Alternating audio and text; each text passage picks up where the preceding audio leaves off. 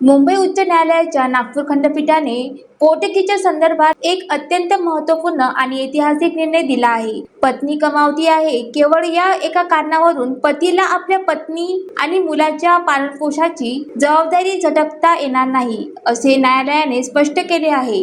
न्यायमूर्ती उर्मिला जोशी फाडके यांच्या खंडपीठाने हा निर्णय देताना पत्नीची पुनर्विचार याचिका फेटाळून लावली. नागपूरमधील एका पतीचा विवाह 2019 मध्ये यवतमाळमधील तरुणीशी झाला होता. वैवाहिक वादानंतर पत्नीने छळाचा आरोप करत पोटगीसाठी अर्ज केला होता.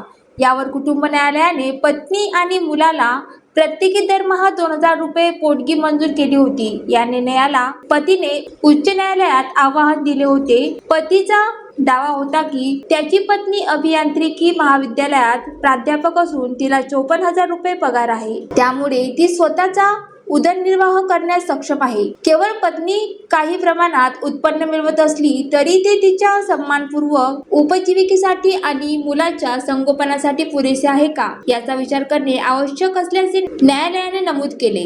संबंधित प्रकरणात पत्नीची नोकरी तात्पुरत्या स्वरूपाची असल्याचेही न्यायालयाने अधोरेखित केले. न्यायालयाने आपल्या निरीक्षणात खालील मुद्द्यावर जोर दिला आहे. सध्याच्या काळात महागाई गगनाला भिडली असून मुलाचे शिक्षण, अन्न, निवारा आणि वैद्यकीय खर्च पाहता दरमहा 2000 रुपयाची पोटगी अत्यंत माफक आहे. पतीने आपली पत्नी आणि मुलाच्या पालनपोषणाची जबाबदारी टाळता कामा नये. विशेषतः पतीने स्वतःचे उत्पन्न स्पष्ट न केल्याने न्यायालयाने त्याला फटकारले. पोटगी ठरवताना दोन्ही बाजूची सामाजिक स्थिती, जीवनमान, आर्थिक पार्श्वभूमी आणि मुलाच्या गरजांचे मूल्यमापन करणे गरजेचे आहे. पत्नीच्या उत्पन्नाचा स्रोत असला तरी तो तिच्या सन्मानपूर्वक जगण्यासाठी पुरेसा नसल्यास